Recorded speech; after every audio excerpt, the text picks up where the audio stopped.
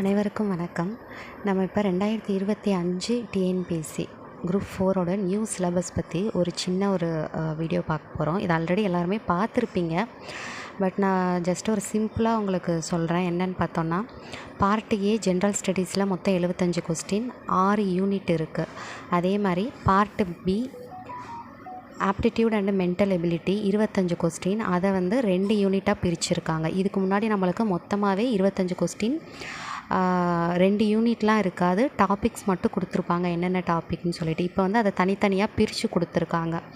School புக்கில் உள்ள maths ஒரு டாப்பிக்காகவும் ப்ளஸ் செகண்ட் யூனிட் ரீசனிங் அப்படின்றது பிரித்து கொடுத்துருக்காங்க. தென் பார்ட் சி அப்படின்னு பார்த்தோன்னா, தமிழ் தகுதி மற்றும் மதிப்பீட்டு தேர்வு அப்படின்னு சொல்லி 100 கொஸ்டின் கொடுத்துருக்காங்க. அதில் மொத்தம் 8 யூனிட் இருக்குது. இது ஆல்ரெடி நம்மளுக்கு உள்ள சிலபஸ் தான். அதில் சின்ன சின்ன சேஞ்சஸ் பண்ணி பார்ட்டாக பிரித்து ஒவ்வொரு டாப்பிக்லேருந்து எவ்வளோ கொஸ்டின்ஸ் வருதுன்றதை நம்மளுக்கு தனித்தனியாக பிரித்து கொடுத்துருக்காங்க. ஜென்ரல் ஸ்டடீஸ் பார்த்தோன்னா நம்ம எல்லாமே ஆல்ரெடி படித்தது தான். அதில் மொத்தம் 75 கொஸ்டின். ஆல்ரெடி நம்ம ஒரு 10 யூனிட், மொத்தமாக 10 யூனிட் அப்படின்னு சொல்லி மேக்ஸோடு சேர்த்து 10 யூனிட்டாக பிரிச்சுருப்போம். பட் இதில் 6 யூனிட்டுக்குள்ளே அதை சுருக்கி உங்களுக்கு கொடுத்துட்டாங்க. பட் சேம் டாபிக்ஸ் தான் எல்லாமே இருக்குது. அதே மாதிரி பார்ட் பி நான் ஆல்ரெடி சொன்ன மாதிரி தான், மேக்ஸை 2 டாப்பிக்காக பிரித்து 2 யூனிட்டாக பிரித்து நம்மளுக்கு கொடுத்துருக்காங்க. தென் பார்ட் சி தமிழ் தகுதி தேர்வு அப்படின்ற மாதிரி கொடுத்துருக்காங்க. ஆல்ரெடி நீங்கள் தமிழுக்கு என்ன இம்பார்ட்டன்ஸ், 100 கொஸ்டினுக்கு நீங்கள் என்ன இம்பார்ட்டன்ஸ் கொடுத்தீங்களோ சேம் இம்பார்ட்டன்ஸ் தான் இங்கேயும் நீங்கள் கொடுக்கணும். பட் அதிகமான ஃபோக்கஸ் இலக்கணம் அந்த பார்ட்டுக்கு நம்ம அதிகமான ஃபோக்கஸ் கொடுக்கணும். மொத்தம் 8 யூனிட் நம்மளுக்கு பார்ட் சியில் கொடுத்துருக்காங்க.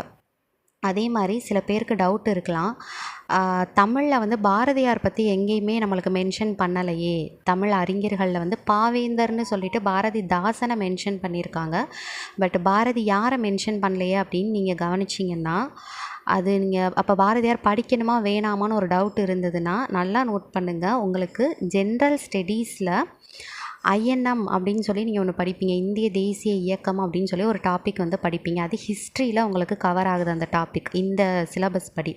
ஸோ அதில் உங்களுக்கு விடுதலைக்கு உழைத்த தலைவர்கள் அப்படின்றதுக்குள்ளே பாரதியார் கொடுத்துருக்காங்க. ஓகேவா? அப்போ நீங்கள் பாரதியார் தமிழில் நீங்கள் ஃபோக்கஸ் பண்ணி உங்களுக்கு அது படிக்க வேணாம்னு நீங்கள் நினச்சா, பட் அது உங்களுக்கு எங்கே யூஸ் ஆகும்னா ஜிகேயில் யூஸ் ஆகும். அப்போ பாரதியார் நம்ம விட வேண்டாம், அதுவும் சேர்த்து தான் நீங்கள் படிக்கணும். ஓகேவா?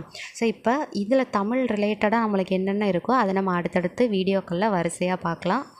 தேங்க்யூ.